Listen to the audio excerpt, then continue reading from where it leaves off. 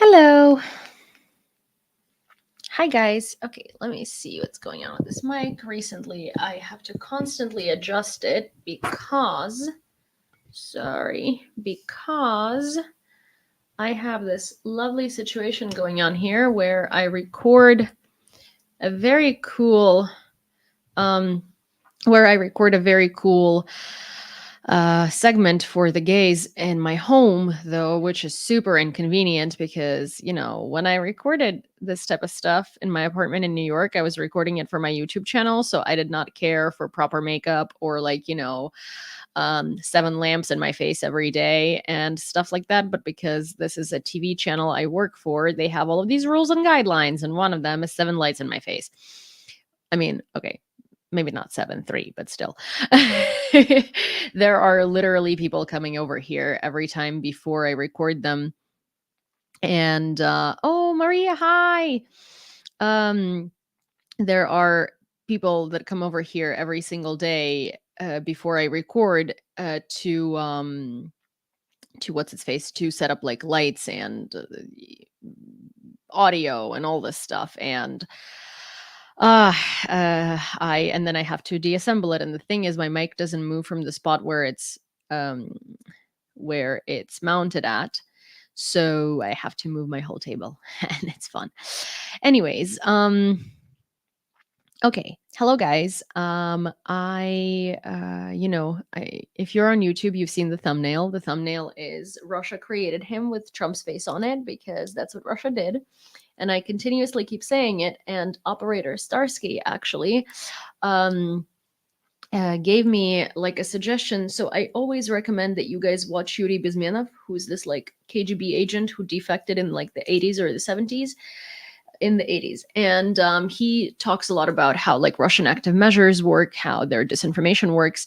So the New York Times did a documentary, a very, very good one, and it's called Operation Infection. And Operator Starsky suggested that I watch it, and I watched it today. And I'm so glad it exists because it basically shows you exactly how Trump was created by Russian disinformation and how he uses the same tactics as Russian disinformation.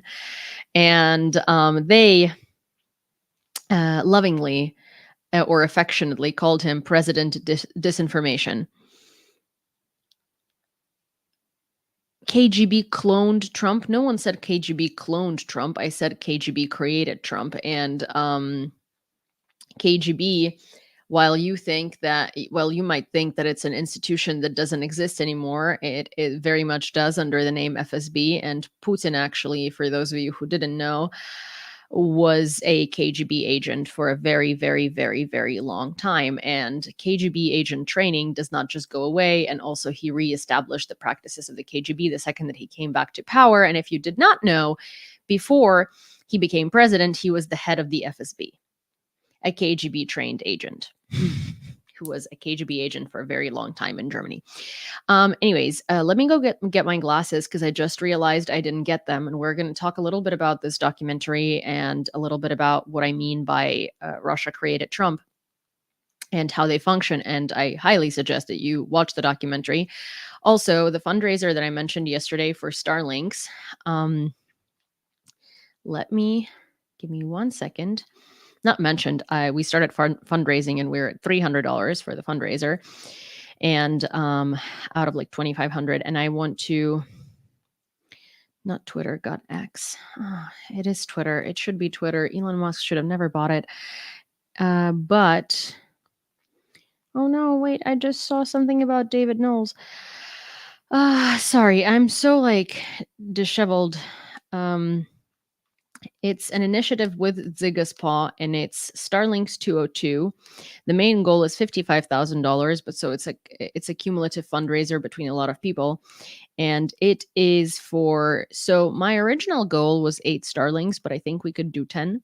A Starlink is $250, and we are $300 in, so we sorry, so we Uh, sorry, so we can fundraise. We already have one, but I'm sorry. I don't have my glasses, so I don't see comments, but it's so freaking funny because there is a person that says, "I'm so ashamed of the fact that I follow you." Um, Unfollow me. I mean, like, what do you want me to say? Do you want me to cry? Like, you said that after I literally said that Russia created Trump. So I'm assuming you're a Trump supporter, in which case you can literally go F yourself. Mhm. Like, people that I literally have no clue who they are because they have never commented before and I have literally never interacted with them saying I'm so ashamed that I follow you or I'm unfollowing you and publicly announcing it. It's like, dude, I don't know who you are.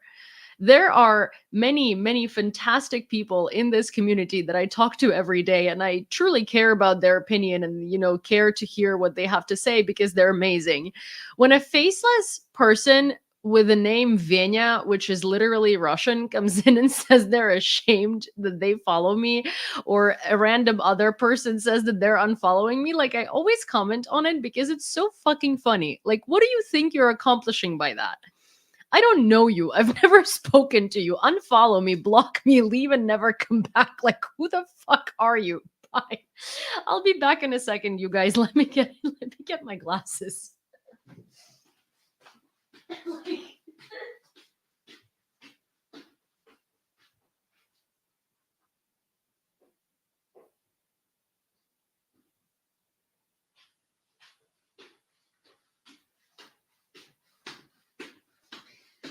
I think people think that, like, most people who are on the internet and like have a following and do lives and stuff like that care about like having a follower or like keeping a follower, which is why I'm assuming that these people like announce their departures and think it's such a big deal.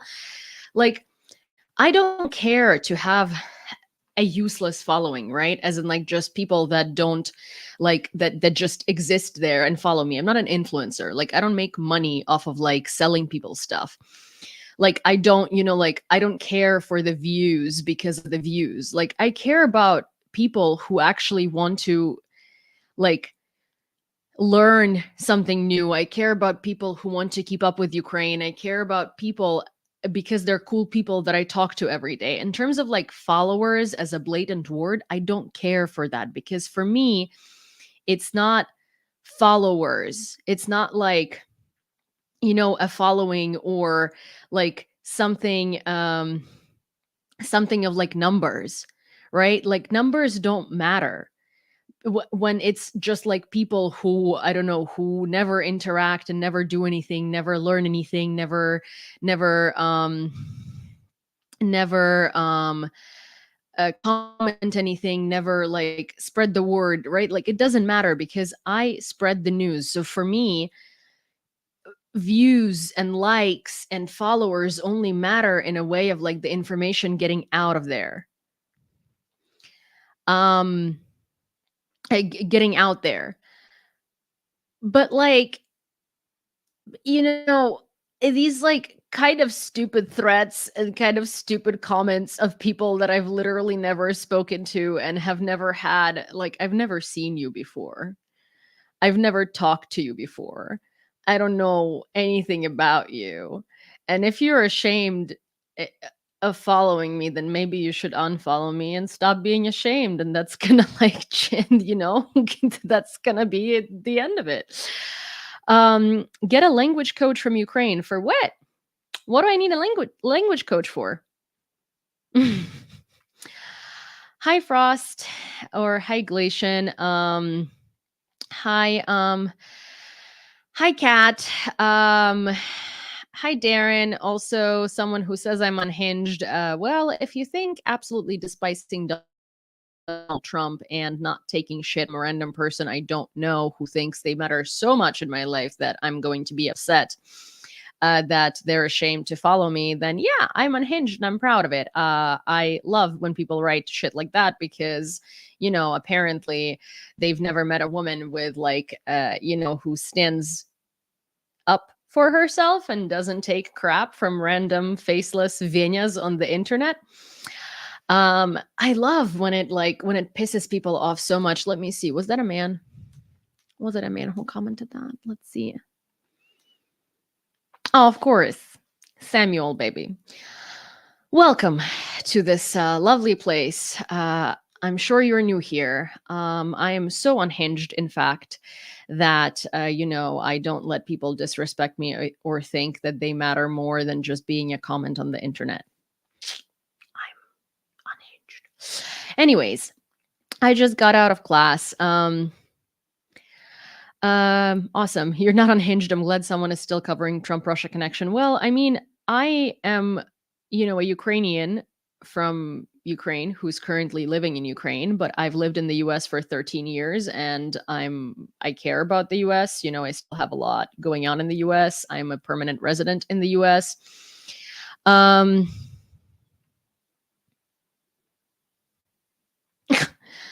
I'm sorry. There is a person on YouTube, and I'm actually going to address their incredibly ignorant comments. It makes for good conspiracy theory. People can make a lot of money writing books on it, but it's just conspiracy theory. It's been debunked. Debunked by whom? Trump is controlled by Netanyahu, if anything. Oh, really? Because if you were to actually educate yourself, and if you were to read a KGB playbook, if you were to listen to former KGB agents that defected a very long time ago, if you were to read some history on Putin, if you were to read literally what active measures and subversive measures are, you would literally see that there is a huge connection between Trump and Russia. Also, debunked by whom? Because a massive amount of protests for Trump came from the accounts that were in Russia. And massive amounts of gatherings that were for Trump came from Twitter accounts and Twitter communities that originated in Russia. A massive amount of disinformation about Hillary in that particular election and disinformation about Biden came from Russia. A massive amount of pro-Trump messages came from Russia, and that hasn't been debunked. In fact, it was proved. It was proven. So it is super fucking funny for you to say that. You'll find the active measures more in the universities, if anything. No, because 80% of the KGB budget is literally spent on active measures in disinformation campaigns. And again, you would know that if you would educate yourself. And I love that you come here and you literally don't know me, and you assume that you have a larger pool of information than I do. Meanwhile, I legitimately spent the past 2.5 years of my life without any breaks researching specifically disinformation campaigns by Russia, because that is my job and that is what I debunk every day. So it is funny for you to say that they spend most of their time in universities. No, that's a small portion of what they do. They also spend a lot of their money on cultural centers and in subversive measures. They also do that in cinema. They do that in news outlets. They do that everywhere. But the majority of the money that they do spend goes on active measures, subversion campaigns in disinformation. And disinformation is the media. So if you would like to learn something, you could stay. But if you would like to make blanket statements like these conspiracy theories make for interesting reading, but it's fiction, and not back it up by any facts other than just it was debunked and not mentioned by who, then Joe, Joe. But here's the thing. No, these are not conspiracy theories because there is a lot of backing and a lot of evidence around that. There is also a DOJ investigation that just recently came out that has quite literally indicted people in America, media that was spreading pro-Russian propaganda and taking money from RT to do that, which is Russia Today, which is a Russian propaganda channel that has been banned in most Western countries. Also, the same propaganda channel for which Trofimova, the director of Russians at War, used to work for. There are countless other investigations that have been done that have proven the connections between Russia and Trump, and also how much money Russia spends on disinformation. Russia's literal budget for foreign meddling that they themselves state, which likely is much more than what they state, is $4 billion annually. And that was in 2023. The budget for 2024 likely is 4 times more. If you would like to educate your sorry, stupid ass on something, I would suggest that you maybe go follow Operator Starsky, because he quite literally created a center for disinformation fighting in Germany. And uh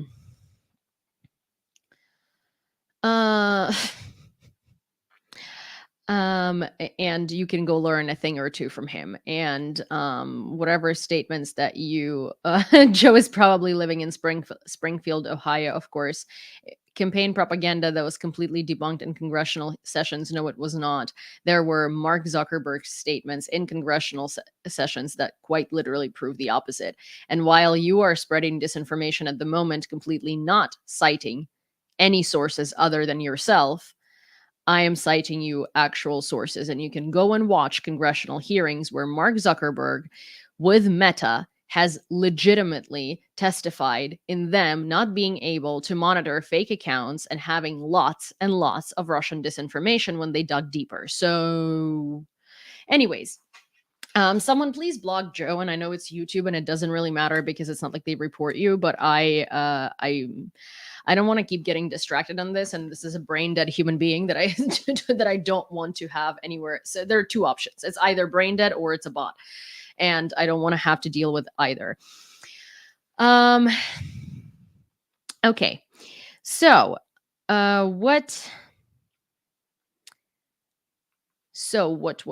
Russia is also trying to install the AfD into power in Germany. Well, Russia is trying to install a lot of different parties into power in different countries. There is Slovakia, where they've succeeded, the Netherlands, where they've tried but failed, the United States, where there is Trump.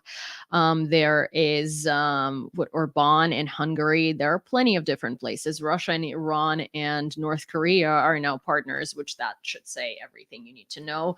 Russia and China are on a tight little leash together.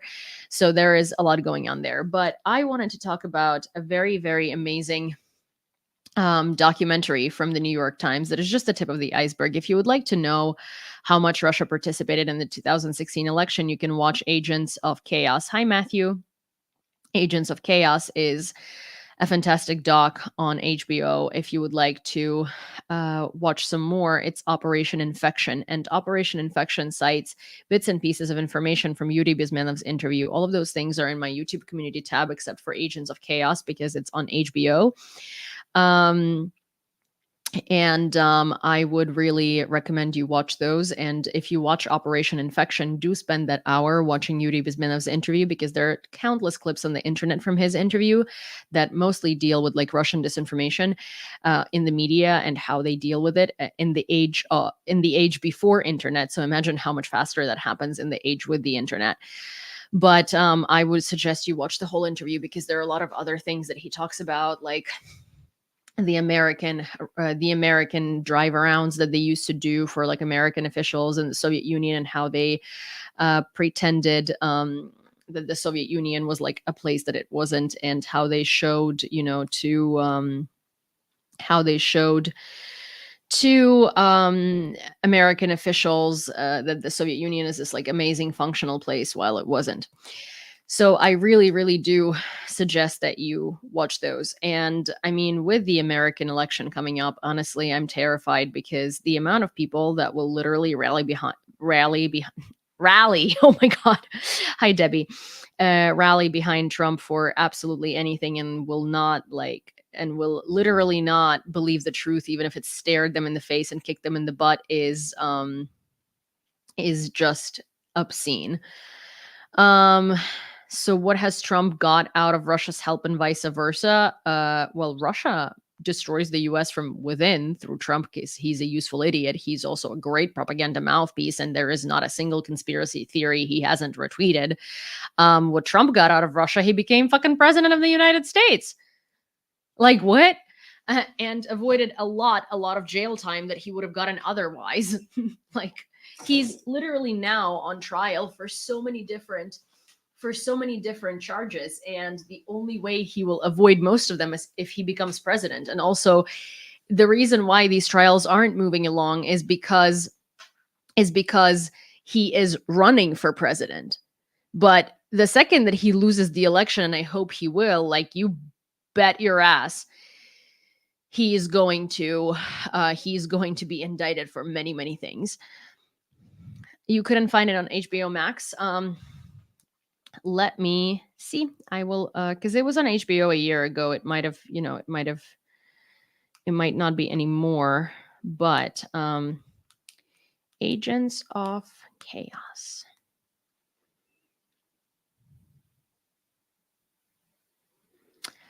Agents of Chaos is currently on Prime Video and on YouTube. Okay, so it's not on HBO anymore. Or at least it doesn't look like it is, but it's on Prime Video and it's on YouTube TV. Let me see.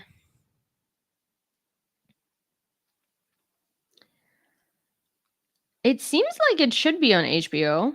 It says available now when I'm on HBO.com. Okay.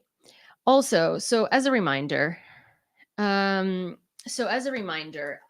am running. Well, it's not me. It's Dzigaspaw is a charity in Ukraine that's running a fundraiser for Starlinks for Ukrainian soldiers, and I decided to partake in this fundraiser. And I'm trying to. Originally, I thought the goal would be 8, but I think we can do 10, which is $2,500. We're $300 in. If you would like to donate for the Starlinks, I will ask one of my mods to post all of my links on TikTok, and one of my mods to post them on YouTube. And there is Venmo, there is PayPal, there is Revolut. I wanted to create a Monobank jar, but I'm having issues with Monobank because apparently they have no ability to service people who are also taxpayers in other countries. We're not even going to go there. If you want to hear my rant about it, you can watch watch my live stream from the other day, because I was just livid. I mean, so livid. I can't even begin to describe how livid, because I've had an account there for 2.5 years and they were never bothered by me being a foreign taxpayer. But anyways, a foreign taxpayer on top of being a Ukrainian taxpayer. But anyways, again, too much. Also, I'm curious. Today might be the day that I get paid my salary, which is not salary in advance. Ukraine has these stupid paycheck things where you have to be paid twice a month, but the middle of the month paycheck is literally like 1/20th of your paycheck, and then the end of the month paycheck is your actual paycheck, and it's like, why even do that? But anyways, okay. Russia's National Settlement Depository, the NSD, has lost a court case challenging the European Union's sanctions imposed due to its alleged role in financing Russia's invasion of Ukraine. Hi, Melissa.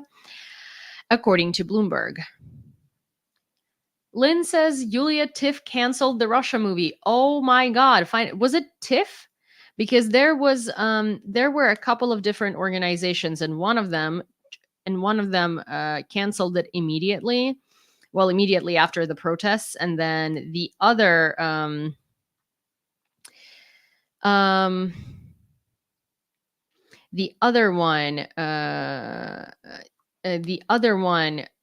which is TIFF, did not cancel it. So did they? Did it just happen? When did that happen? Yes, TIFF an hour ago. Oh my God. Okay, great.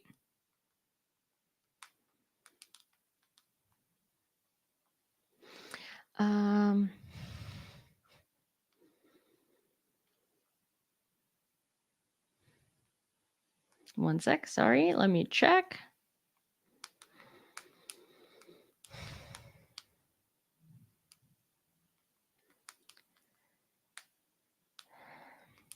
There we have it. Sorry. Okay. So also, my goal with the fundraiser today is to be able to raise $300, because I've borrowed a tactic from Rick. I think that every time that I go online and I fundraise for something, I do not have a goal for the day. Rick does every single time. And I think that that's a very good strategy. So I think the goal today is $300, and hopefully we can get there. Unlike Rick, however, I cannot sit on a live stream for 5 hours and not leave until we reach the goal, because because he has I applaud him for being able to do that with everything that he has going on. But we do have about an hour of a live stream, and if we could raise $300 out of the 2,500 that we need, on top of the 300 that we already have, that would be fantastic. Also, as always, every donation that is going to come through, I will be announcing in real time. I am if it's Venmo or Revolut, do let me know in the comments so I know to check Venmo or Revolut, because if it's Venmo or Revolut, I don't get notifications and I will only see it at the end of the live stream. Though we did just get one. It's $37 from Mashbook. Mashbook has this thing which I've missed so much, is he has these numbers that he really likes. They're like lucky numbers or something like that, and he likes 3s and 1s and 7s, I've noticed. So donations are usually within these number categories, and I find it's very comforting in a way, because I don't know, like because I know the background of why they have these specific numbers in them, and when I see them, it's very comforting. I don't know what it is, but it is what it is.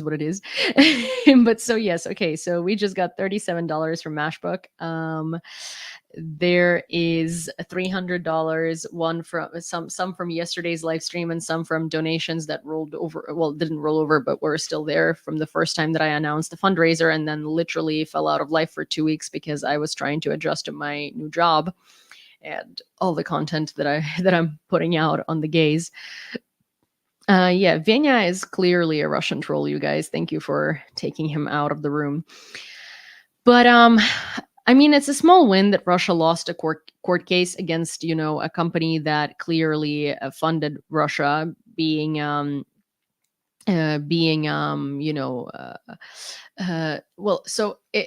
sorry.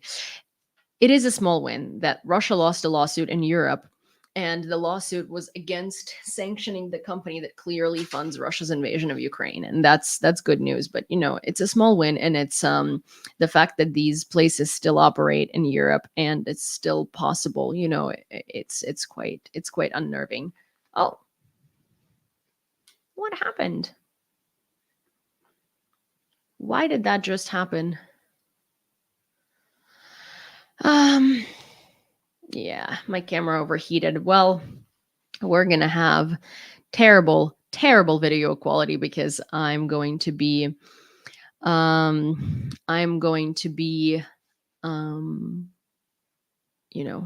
through my webcam. Also, I love Russian trolls. So this Venya person just got blocked and clearly came back from a different account, and now it's speaking Russian, and it's trying to pretend like it's speaking Ukrainian, but it's using Russian alphabet and misspelling everything he's saying. So funny. Can we please block that person as well? And I also love when Russian trolls come in and they're like, "Can you speak Ukrainian?" And I'm like, this is clearly news for people who speak English. What the fuck is your problem? Anyways, Turkish President Erdogan stated that Crimea should be returned to Ukraine in accordance with international law. He made this remark in a video addressed to the Crimean platform, as reported by the Turkish state agency Anadolu. I mean, interestingly, I've heard a lot of takes on this, and obviously Erdogan plays both sides, and people are like, "Oh, what is this change in rhetoric where he's like clearly supporting Ukraine?" He's not necessarily supporting Ukraine, he's supporting Crimea.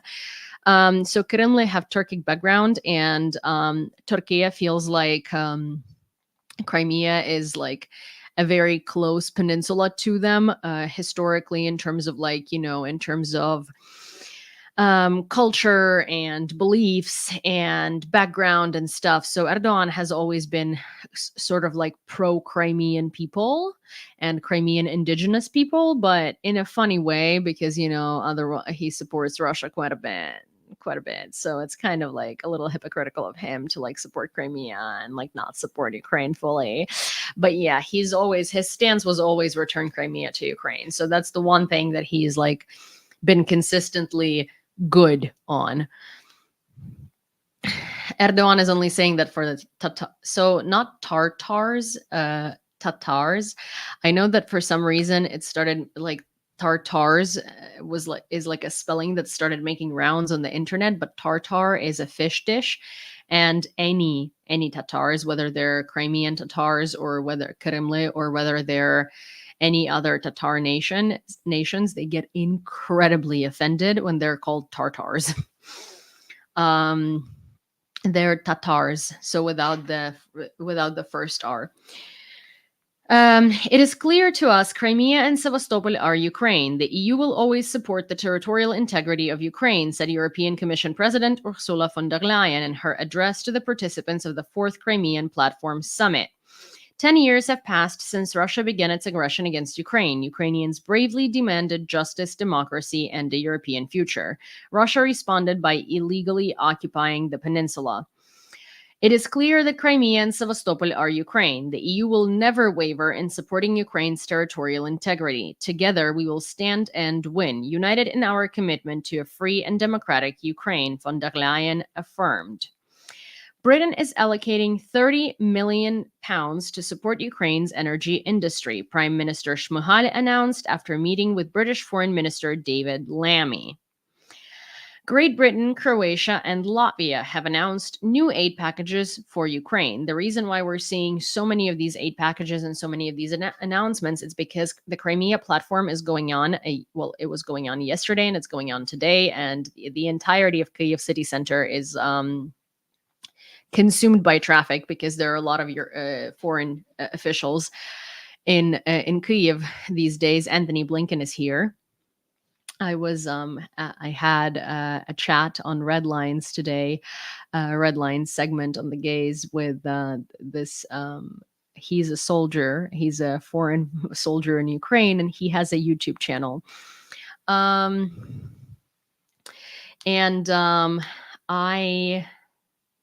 One second.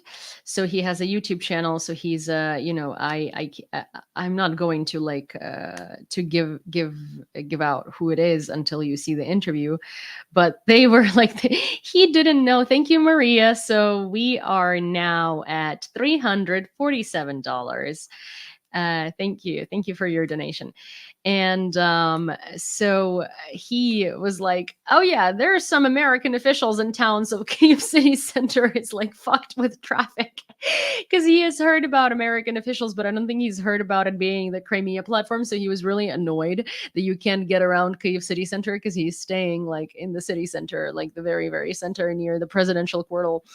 And it was so funny because he was like complaining about it, and he was so like annoyed. And I think it's because he thought it's just particularly American people, not like a whole Crimea platform with like all of the European and American officials and a lot of different officials from different countries. I think he was just like so annoyed that because of American diplomats and like, American government people, you can freely move around Kyiv city center.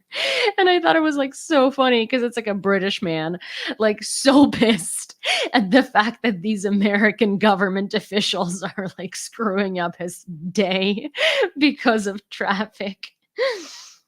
Latvia's package will include military equipment and supplies, such as armored vehicles and drones. Additionally, Latvia will continue to train and equip 4,000 Ukrainian soldiers. The country is also preparing an aid package for 2025, which will cover Patriot systems, drones, equipment, and training. Starting next year, Latvia will allocate 0.25% of its GDP to support Ukraine and will continue providing generators and solar panels and other essential equipment. Croatia's 11th aid package was announced by Prime Minister Andrej Plenković following a meeting with Ukrainian President Volodymyr Zelensky. Our government has approved another package of military aid to Ukraine, bringing the total to over 200 million euros. Plenković stated, Zelensky expressed his gratitude to Croatia for the package, which includes 5 million euro for restoring Ukraine's energy infrastructure and assistance in treating and rehabilitating Ukrainian veterans and their families. Great Britain is contributing £600 million, approximately $780 million to Ukraine. 1/3 of the funds will address urgent humanitarian and energy needs, as well as support reforms, recovery, and reconstruction efforts. An additional $484 million will be allocated to support schools, hospitals, civil servant salaries, and pensions. That's amazing. Also, speaking of the energy grid, today we had our first power cut in a week or a week and a half, and that was so annoying because, like, so most of us at the point at which like we don't have power cuts for a while, we don't really check our power cut messages because we don't expect there to be a power cut. And today I woke up and there was a power cut from like it was like a long time, which is fine, but I just didn't expect it, so I had to wait till 4 p.m. to like actually go downstairs and like do stuff and walk dogs and like a large walk. Good thing Cindy can hold it, and like Maeve, well, she has pee pads, which not great, but oh, hi Christina, but it is what it is. So I was just like, great, fantastic, love it. Anyways, today, we are announcing the allocation of $325 million in new funding for the restoration of Ukraine's energy system, says U.S. Secretary of State Anthony Blinken. In Russia, discussions have begun about implementing universal conscription. No. In Russia, discussions have begun about implementing universal conscription. I believe we need to return to a truly universal conscription, said Valery Fadeyev, head of the Human Rights Council. Russia has human rights? Russia has a Human Rights Council? That's news. They have rights? Hi, James. I'm not advocating for mobilization or sending young people to the front lines. That is not the intention. Instead, I think every young person should serve in the military as we are in a state of prolonged conflict. If they're not fit for combat, they can still contribute in non-combat roles such as serving in the kitchen. That's so funny because Russia legitimately says these types of things when they hire people from abroad, when they're like, oh, we're going to hire you for the military and pay you a ridiculous amount of money. Hi, Pakistani friends and Indian friends. And we are going to, you're going to work in the kitchen in the military and you're going to make all this money. And then these people are literally thrown to the front without like any supplies by any means. And that's what the Indian government was like incredibly infuriated about, because Russia was recruiting Indians and promising them these like, easy jobs in the military that are far away from the front, and then literally shoving them to the front line. So yeah, when Russia says, if you're not fit to serve, you can work in the kitchen, I don't think they actually mean work in the kitchen. Maybe in like the field kitchen in a trench, while also holding a Soviet arm gun that doesn't work and trying to, invade and kill Ukrainians. Yeah, that might be it, but not,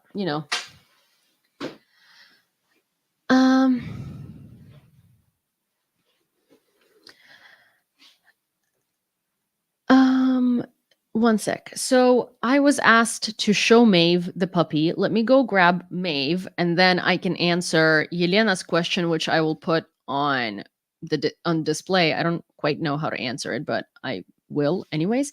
But let me go grab Maeve so you guys can see her. And Maeve is if you haven't seen her yet, Maeve is a puppy. She is Cindy's little sister. Oh. Hi, Netherlands. Oh, you heard your name and you got excited, little Bubba. Hello. Hi, I'm taking you with me. You got scared, didn't you? Because I picked you up and then I just brought you someplace you don't know. Okay, one sec. Sorry, I know this is uncomfortable right now, but I'm gonna make it more comfortable, okay? You just need to give me a minute. Okay. Hello, the UK. Okay. Also, Maeve is telling you to donate to the fundraiser.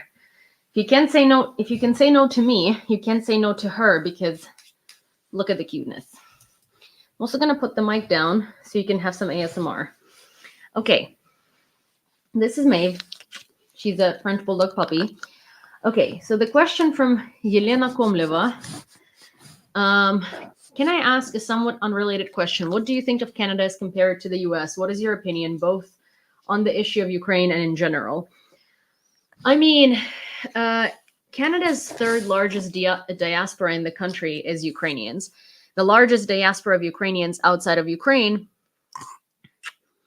we're not counting Russia and deportations, is in Canada. So Canada is incredibly supportive of Ukraine. So there are a lot of initiatives and a lot of like Ukrainian diaspora that helps Ukraine tremendously. So on the issue of Ukraine, I mean, Canada is fantastic. There is one but though, because of the very strong Ukrainian community and the very strong ties to Ukraine, there are lots of scammers that come to Ukraine from Canada because they know that there are a lot of people willing to pay money in Canada to help Ukraine. So I have met a lot of like foreigners here that sort of like, open Twitter accounts and create like fake charities and basically scam their fellow Canadians into money for like fake units or for like things that never make it to the front line. And that's not like a Canada problem. It's more of like, because Canada is so supportive of Ukraine and because there are so many people that are willing to like, donate and stuff for various different things to support Ukraine. It's, there are also a lot of scammers that come from Canada to take advantage of that. In terms of like, in general, I mean, I've never been to Canada. I really want to go and I'm planning on visiting this time around. So hopefully I will be able to, but I don't really know how to answer that question because I can't really speak for a country. I can't really speak for a country that I've never been to. Yeah, no, Gord. I mean, I'm not saying this is not me saying something bad about Canada. In fact, what I'm trying to say is that because Canada is so supportive of Ukraine and because there's such a like tie to Ukraine and because there are so many people willing to support Ukraine, there are quite a few really shitty Canadians that come here and are like, oh, I know my people are going to give me a buttload of money to help Ukraine.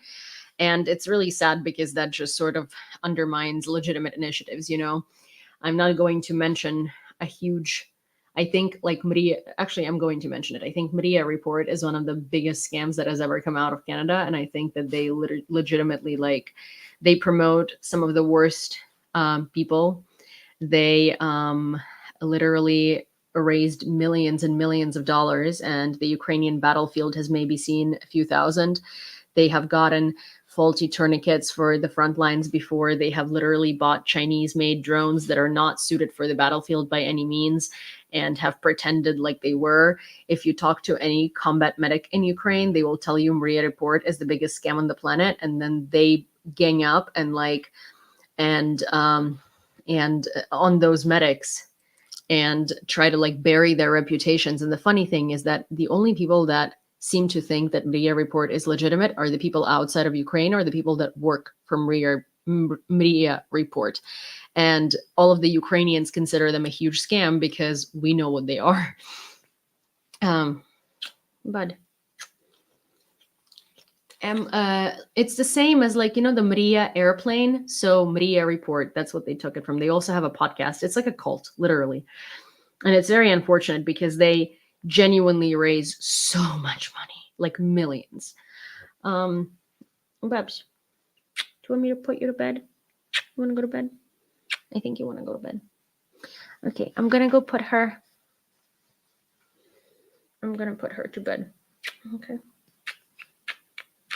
Bed. You guys say bye to Maeve. And again, Maeve is asking you to donate to the fundraiser for Starlings that we're doing. And also, like, I want to say that, I find it that a lot of times people don't donate because... Wait. Loves you. Go sleep with Cindy. I find that a lot of times people don't donate because they think like $5 or $2 is not something worthy of being like, it's not like a reasonable thing to donate. No, it is like, it adds up. So if you can donate $1 or $1, a dollar or two or five or 20 or 50 or 100, all of these are perfectly valid, equally as phenomenal donations. Also, we just got another donation of $5, so that brings us to $352 out of 2,500. And let me check Venmo again, and I will check Revolut because PayPal, I get notifications. Oh, yeah, see? I'm glad that I checked it. So I don't know if you guys want your names announced. And if I don't know your username, then I don't want to announce your like real name that it as displayed. So I'll just say JI, thank you for $40. And Mashbook, thank you for $13. So that brings us to $405. Oh, actually, I didn't realize you're monetized. Yeah, because my account is from the US, so I am. And that's another $10 donation, which brings us to $415. Woo! Well, see, that picked up. And if we get so we started at $300 today, and if we could get to $600 by the end of this live stream, that would be just phenomenal. Okay, satellite images have captured a Russian-flagged cargo ship suspected of transporting ballistic missiles from Iran to Russia. The vessel docked at a Russian port on September 4th. Da-da-da-dan. And it's funny because instead of like letting Ukraine strike Russia back, what the US is going to do is sanction the cargo ship, which like Iran, that's not going to change really anything. They're going to be like, okay, sad. I mean, sanctions are good. Sanctions are good in supporting, these initiatives, and sanctions are good to kind of like to keep it going. Sanctions are good to make. Wow, you guys, I've literally been forgetting English because I speak so much Ukrainian every day that it's like pissing me off. What I was trying to say here is that sanctions are good as an additional measure. They're not good as the sole measure. So like if you stack sanctions on top of like letting Ukraine strike back, or on top of like giving Ukraine appropriate weapons, then that's fantastic, and that should happen. And sanctions should always be an additional measure to all of these things. But sanctions by themselves don't really accomplish a lot. Also, Gord, thank you for your donation of $100, which brings us to $515. So out of 2,500 that is needed for Starlinks. Okay, today marks the 23rd anniversary of the largest terrorist attack in history, which claimed the lives of nearly 3,000 people. On the morning of September 11, 2001, 19 Al-Qaeda terrorists hijacked 4 passenger planes. Their targets were the Pentagon, the World Trade Center towers in New York, and the U.S. Capitol in Washington, D.C. The 4th plane missed its target due to the heroic resistance of the passengers and crashed in a field in Pennsylvania, killing everyone on board. In total, 2,977 people, including citizens of the United States and 91 other countries, lost their lives as a result of the attacks. This tragedy forever altered the course of history and intensified the global fight against terrorism. This is so in my news brief, actually, thank you. In my news brief, actually, I said that it's my first time outside of the United States in 13 years for 9/11. It is my second time outside of the United States. But last year, I wasn't living in Ukraine yet. I was visiting, and I was with 2 Americans. So to be honest, 9/11 felt really like 9/11, and we were all discussing it. And it was, I'm from New York in the US. So 9/11 has always been like a very, very, very big thing for I know it's now September 13th and it's September 12th where you were at, but it's still worth mentioning. But it's weird because I've always been in New York on this day, and it's such a huge day that really feel, like you really feel the sorrow, you really feel the mourning, the two lights, the two beams of light. I would call them strobe lights that shine in the sky, that represent the two towers in New York. It's kind of like you see them wherever you go, and it really gives you a chilling feeling, like, it's 9/11 on the morning of the 9/11, and the city feels different, the people feel different, everything feels different, and it's just such a big mourning day for everyone in New York City. And it, I don't know, it's very weird to not be in New York on that day, and it's very weird to to think about it, and to not be there, to not be in it when it when you're, I don't know, I mean, it's such a hard subject to talk about.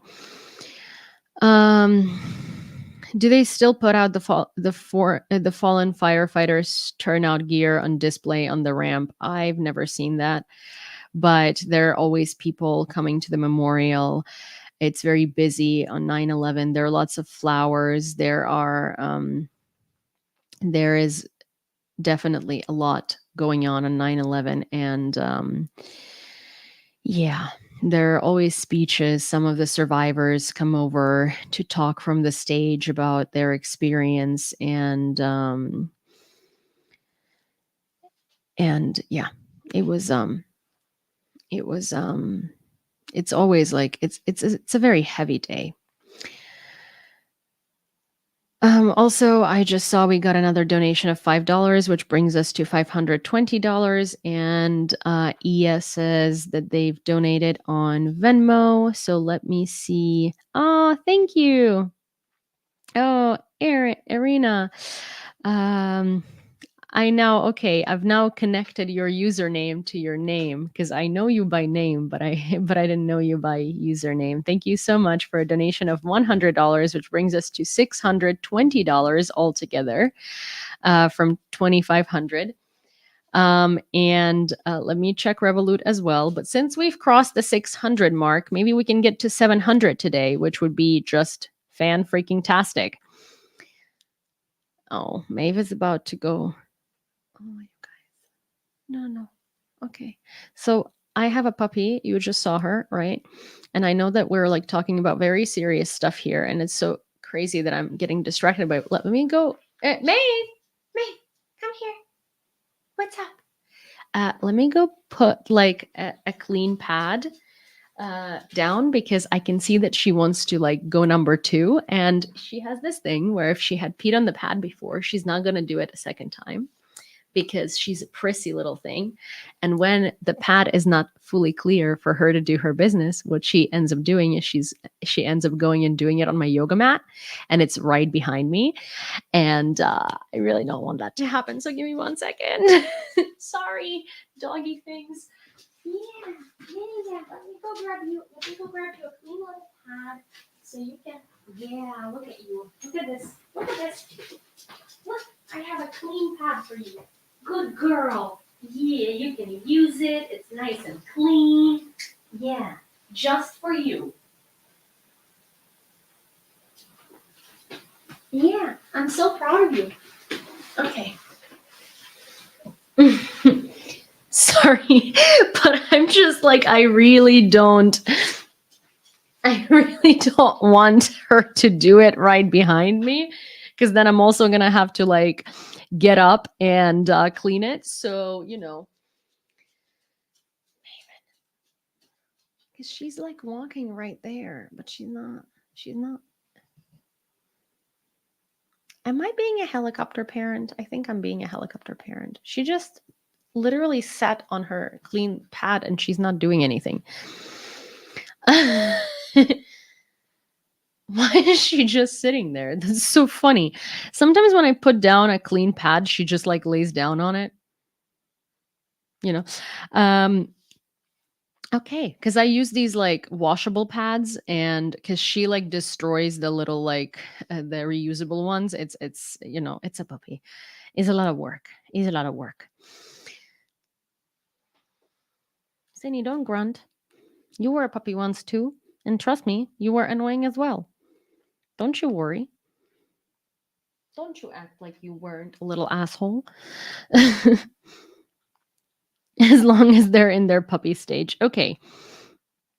The armed forces will receive new Black Widow bomber drones. What are their advantages? The new Black Widow drone has been codified and approved for delivery to the military. This unmanned aircraft system offers several advantages. The reusable drone can operate in a shock FPV first person view format. The Ministry of Defense emphasizes that the relatively low cost of each drone makes it suitable for such use as well. Ukraine has really been like advancing in the field of creating military equipment and creating weapons. It's been so interesting to watch because our military industrial complex at the end of this war is going to be just booming. Like, I will be surprised if we're not going to be having a ton of orders from different countries because, first of all, it's true and tested on the actual battlefield, and we're innovating as we go because we need these pieces of equipment.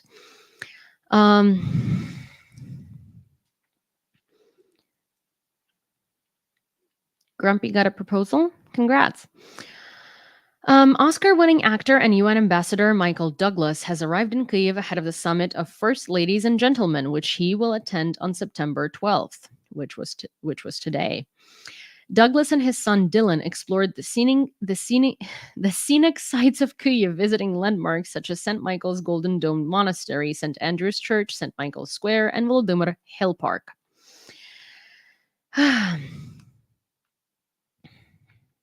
The United States seeks a detailed plan from Kyiv for deep strikes into Russia before agreeing to lift restrictions on the use of long-range weapons, Bloomberg reports.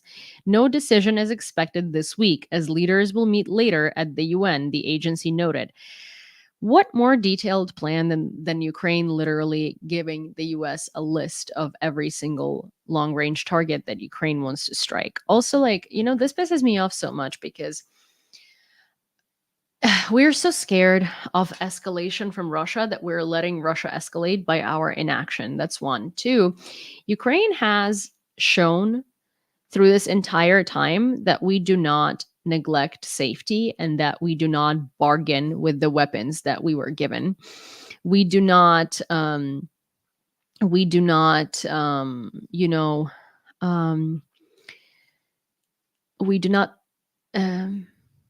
negate the rules, and we do not neglect the rules that we've been told. And obviously we look for the best outcomes, and we're very careful in the use of the weapons that we've been provided. So just let us freaking make these decisions on our own. Like, come on, just let us strike long-range targets and let us figure out what we deem to be like something necessary and something unnecessary, because it's kind of crazy at this point. Like, have we ever given any reason to doubt our judgment? No. Since the start of the full-scale invasion, Russia has killed more than 100 civilian medical workers in Ukraine while they were treating patients. However, this data does not include information about healthcare workers serving in the country's defense forces or those who remain in areas under Russian occupation, according to Ukrainian Health Minister Viktor Leshko. So this is double taps. Maeve, come here. Come here, Baba. Go sleep with Cindy. You have a bed. Go sleep with Cindy right there.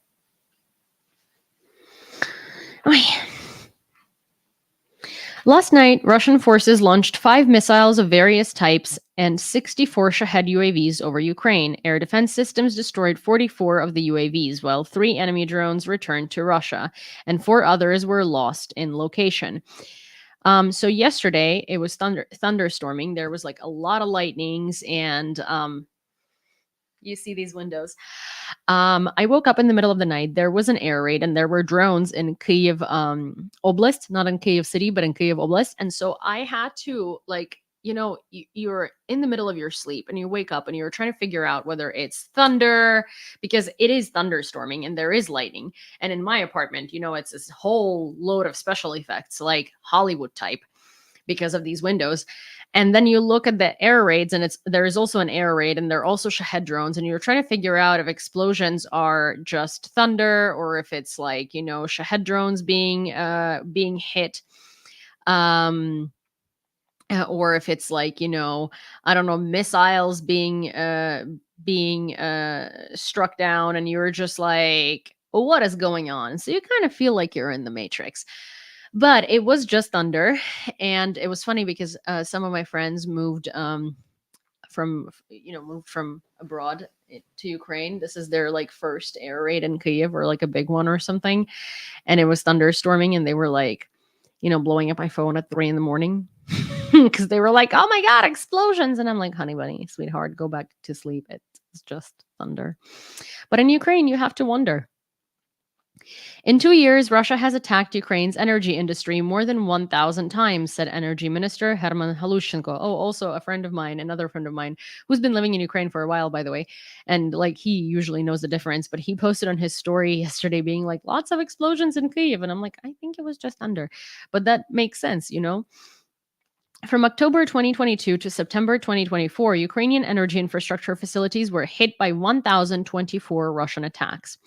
There is no place, no region, and no type of energy infrastructure that has not been affected by these attacks. Our total capacity loss this year, starting from March 22, exceeds 9 gigawatt. Additionally, 18 gigawatt of generation is under occupation, including hydroelectric power plants, thermal power plants, and the largest nuclear power plant in Europe, Zaporizhzhia Nuclear Power Plant, the minister stated. No, it's not Peter. I don't know who Peter is. Halushenko noted that the largest attack occurred on August 26th, when Russia launched 236 drones and missiles of various type. For the first time, ballistic missiles were used to attack our substations. As a result, about 4 million Ukrainians were immediately cut off from power. This affected 12 regions, and it took us around 13 days to fully restore electricity, Halushenko explained. Yeah, my electric literally went off as this attack was happening. Lithuania urges NATO to shoot down Russian drones entering alliance territory, reports LRT. I don't know how this is not done yet. Like, I don't understand how NATO countries need to ask NATO to give them permission to take down fucking air targets on approach to their borders. It's insane. Police released footage of the aftermath of the shelling in Konotop. The shelling damaged 7 apartment buildings, 1 apartment, a hospital, an educational institution, cars, garages, and a store. Konotop is actually a very interesting city because you know how we have Salem in the US where the witches are from? So in Ukraine, the witches are from Konotop. So Konotop is basically like a Ukrainian version of Salem in Massachusetts. What does Ukraine think about the change in ministers, like Ukrainian ministers? Well, I mean, 50-50. Some of them were happy that we're changed. Some of them, like Kuleba, we don't understand why the hell that happened.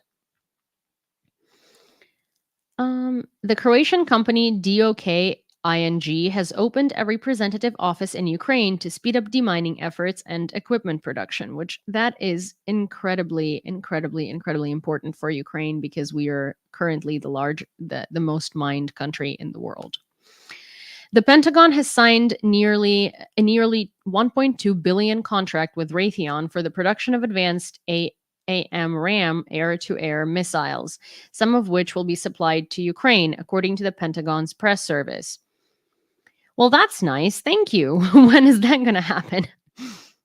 The contract covers the production of missiles, the AMRAAM telemetry system, spare parts, and other equipment for engineering and technical support.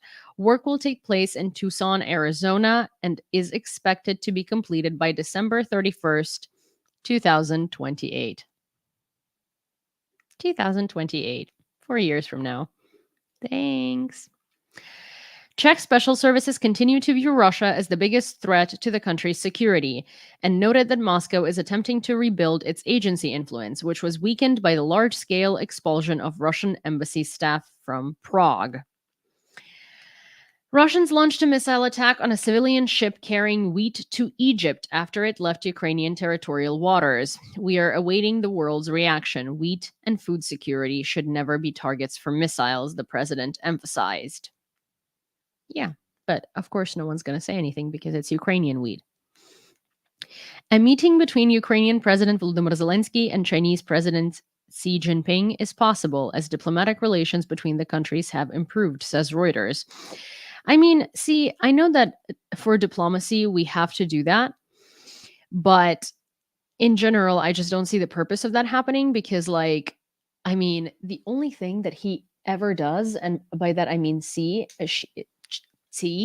is he just consistently keeps talking about peace talks with Russia, but in such a light that it's like, oh, Ukraine should just surrender to end the war.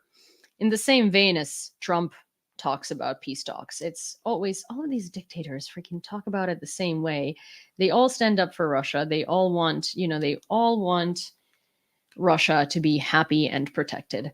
And that's what they do. So I mean, for diplomacy purposes, sure, but like the way they talk about it, like it's some big deal that's going to like happen, and change things. I don't get it. Like a meeting with Xi Jinping is not going to change anything. He's not going to suddenly stop, rooting for Russia or being like definitely not a Russian shill, because he's not. Russia depends on him. It's just more of like he's not going to be siding with Russia. He's not going to stop siding with Russia. Ukraine issued a démarche to Mongolia regarding Putin's visit, the Ministry of Foreign Affairs of Ukraine. At the invitation of Ukraine, Director General of the Department of Europe and Africa from Mongolia's Ministry of Foreign Affairs arrived in Kyiv. Ukraine expressed deep disappointment with Mongolia's refusal as a signatory of the Rome Statute to execute the ICC warrant for Putin's arrest. This decision will impact Ukraine's future policy on bilateral relations, the ministry stated. Kyiv hopes Mongolia will take steps to restore friendly relations. A démarche is a former appeal by one government to another, urging action on a particular issue. I mean, Mongolia not arresting Putin, even though they're a signatory to the Rome Statute, really shows how much international law is just a piece of toilet paper that doesn't matter these days. Because I understand that Mongolia depends on Russia for gas and oil, but at the same time, like, you're a signatory to the Rome Statute. You are obliged to arrest Putin on his arrival to Mongolia, and instead, they didn't only just not arrest him. There was this whole performance for him done with like traditional dances and like, the little girls serving him food and stuff like that. And like coming over to greet him in national costumes, like songs were being sung, and all this stuff. And also Ukrainian flags in support of Ukraine and against Russia were taken down by the police and taken away from the protesters in order to not upset Putin. That's not just not arresting him, that is kissing his ass. Zelensky, Ukraine needs long-range strike capabilities. At a meeting with U.S. Secretary of State Anthony Blinken and British former Foreign Minister David Lammy, President Volodymyr Zelensky presented a direct and detailed vision of why Ukraine requires the lifting of restrictions on long-range strikes against Russia. Delaying this process allows Russia to move its military targets deeper into its territory, Zelensky emphasized. Putin says Western strikes on Russian territory will mean NATO's direct involvement in the war.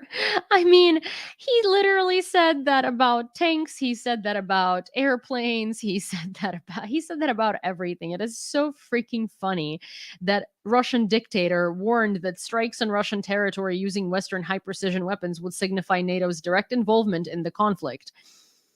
Right. He claimed that Ukraine would rely on satellite data and flight instructions from its allies for such attacks. In reality, only NATO servicemen can input flight tasks into these missile systems. Ukrainian servicemen cannot do this. If such a decision is made, it will mean direct participation of NATO countries in the war. Like, No, he literally says that about everything. So at this point, if like, what is he going to do? Okay, so NATO's direct participation in the war, what is he going to do? Like, okay, so if it means to him that NATO is directly participating in the war, now like let's say NATO allows Ukraine to strike deep into the Russian territory and Putin decides that NATO joined the war. What is he going to do? Like Russia cannot defeat Ukraine for a long time and like we are literally the only people suffering here from that. What is he going to do? What is he going to strike NATO? He knows that that's going to be like the end of him. What is he going to do? Okay, so now NATO directly participates in war. Bada boom. What now? It's like, he uses this rhetoric and he uses these words and he carefully chooses them because, again, he's a master of disinformation, right? To create a certain like air of fear. Because, okay, so like, we're so scared of like him thinking that NATO is directly involved in war, but like, what is that going to change? Like, what is going to happen? Nothing's going to happen. Sweden to double civil defense budget in preparation for wartime. Swedish Minister of Civil Defense Karl Oskar Bolin announced plans to double the country's civil defense budget over the next 3 years. This increase aims to ensure Sweden is adequately prepared for potential wartime scenarios. Yeah, I think it's better to be overprepared than underprepared. And I think that every country that does that is doing the right thing because it's again better to be overprepared than underprepared. Also, I just saw an email or a notification rather for a donation in the amount of $50. Though thank you, Leon. And let me add that to the total, which now stands at $670. Do you think that we can bring that to $700? That was my last story for today. And as I always say that, it's always better to be overprepared than underprepared because if you prepare for something and it doesn't come, oh well then. But if you didn't prepare for something and it does come, then you're screwed. So, it's not warmongering, it's safety practices, in my opinion, especially in the world in which we live today, where, it's not that uncanny that Russia would strike. With the confidence of their air or their number of boats, they better watch out for our Coast Guard. Well, yeah, I mean, like, what is Russia going to do? And please don't even start the rhetoric of nukes because that's a fear-mongering tactic and warmongering tactic because Russia's not going to do that. They're not stupid. Should Mongolia be expelled from the international community or at least suffer some penalties? Because if no repercussions follow, there will be no incentive for countries to follow any rules. Yeah, I think that there should be repercussions. I think there should be sanctions. And everyone is talking about it like, oh, but we understand Mongolia, like they're dependent on Russian gas. So it's like, like they had no other choice. And it's like, that's not how it works, guys. You can't just be like, oh, but we get it. Like, no, that's not okay. Mongolia should definitely suffer repercussions because they signed the Rome Statute. They agreed to follow the International Criminal Court arrest warrants, and they didn't do it. And it doesn't matter whether they're dependent on Russia or not. They should have thought about it before they signed the Rome Statute, because that's the whole point, is that it doesn't matter what your relationship with the country is. Is that Cindy snoring that I hear? Yes, Karine, that's exactly what you're hearing. Or maybe it's Maeve. I actually can't tell. No, that's Cindy. That is definitely Cindy. Papa.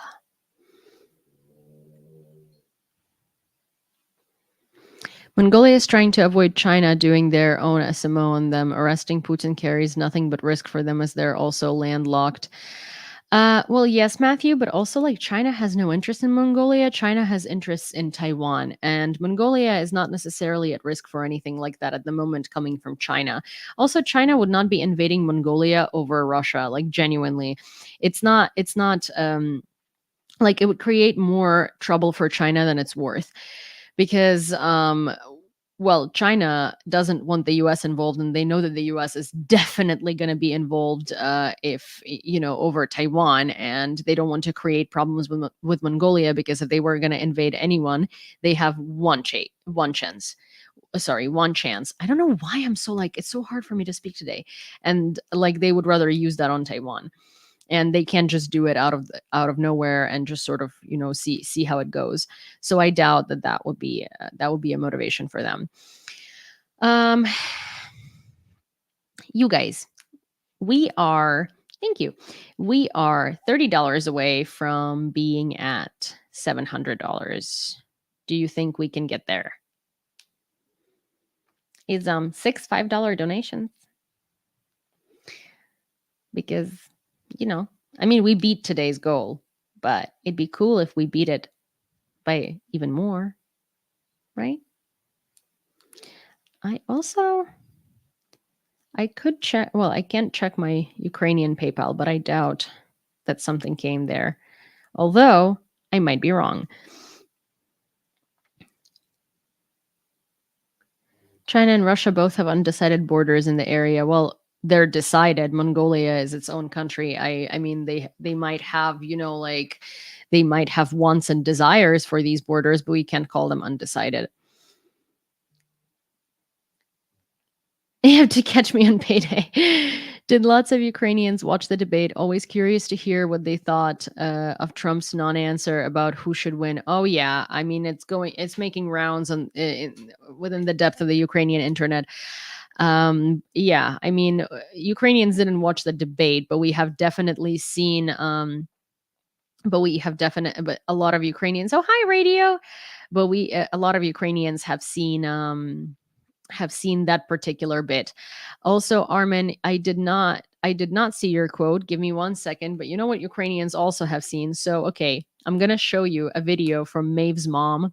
Well, so Maeve's her mom, the dog, she has an account because her human runs it. Um, um,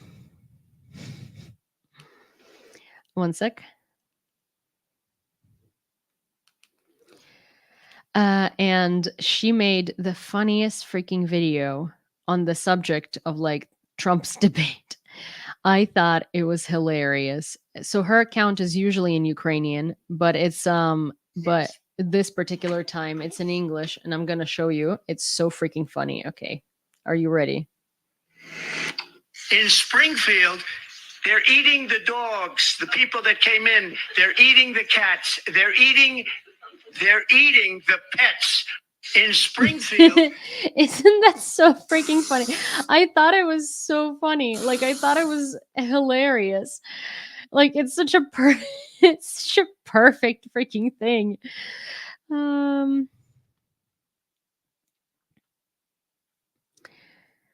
I thought it was like, yeah, she did a great job. Mongolia only borders on Russia and China. How would Western countries help without invading Russia or China to deliver weapons? Aircraft or yeah, aircraft likely. Apparently he won't do another debate now. Yeah, the memes have been great. Yeah, it's been fantastic. Hi Joey. Trump is beyond hopeless. Yeah. Hi Sam. Yes, what's the Yulia question? Yes, what's the question? Also before while you write the question, I'm going to read Armin's quote. So Armin, the quote guy, the one on YouTube, because Armin, your namesake, I suppose. The other Armin was very active in the chat on TikTok yesterday, and we were laughing about how I thought for like a month that you were the same Armin. Lying is the same as alcoholism. Liars prevaric. I can speak today. Lying is the same as alcoholism. Liars prevaricate even on their deathbeds. Anton Chekhov. This explains much of Russian foreign policy propaganda. Yeah, I mean, he was also, since Chekhov is Russian, I do believe that he was likely he had a lot of experience in dealing with, such things. So he might as well be an expert. Oh my God. 8 coffees. That is $40. So we have gotten to our goal today because 8 coffees is $40. Well, I mean, we have gone over the goal, but we are, for those of you who didn't know and might want to contribute as well, we are well, we haven't gotten to our overall goal, but the goal today. So the goal is $2,500, and it's for Starlinks, specifically for 10 of them, and it's with Ziga's Paw charity, and we are at $710 out of $2,500 necessary. And if you'd like to donate towards this fundraiser, you can do so through PayPal, Venmo, and Revolut. All are available in my links in bio on every platform on which you're watching it. Yes, it's the phone that I'm looking at currently. So yeah.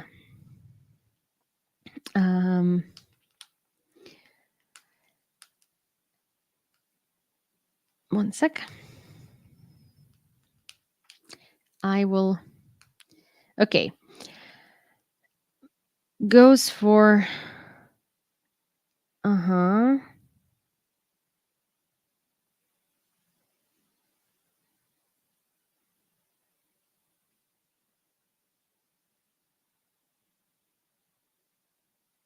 Wait, I'm so confused. Okay. Okay. It's Canadian bucks. Hope it's enough. And buy me a coffee. Yeah, it is enough. Well, I mean, eight. Well, listen, you know. Sorry, I'm just so confused. Okay, Sam, you're gonna need to like text me, not on air, because I don't know what this is and I'm not sure what you're trying to accomplish.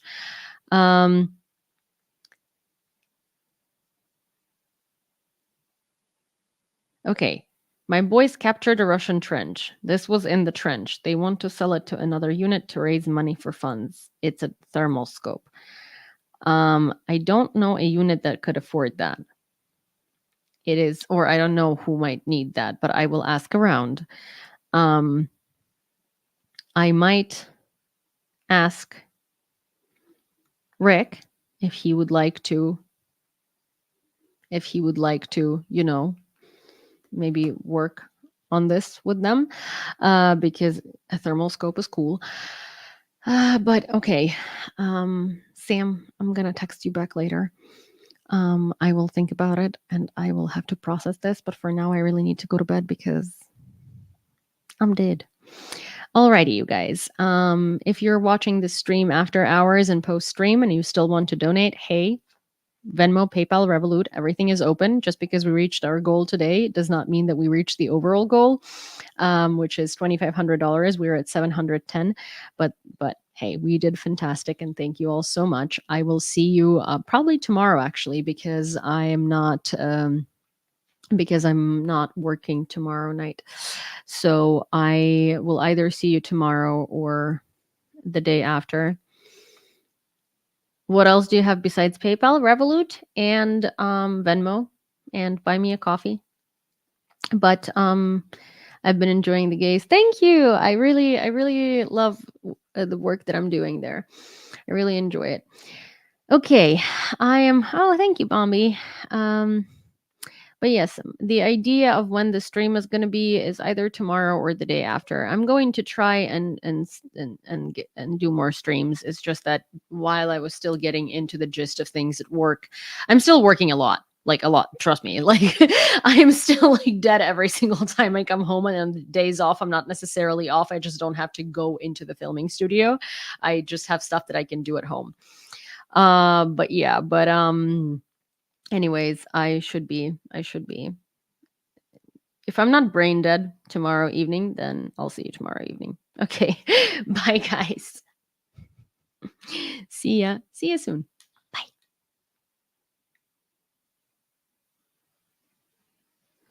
Oh, and if donations come through after hours, they will be added to the total as per usual. And if I didn't see something on Venmo or something like that, I'll still add it there and then announce it in the next stream. Okay, good night.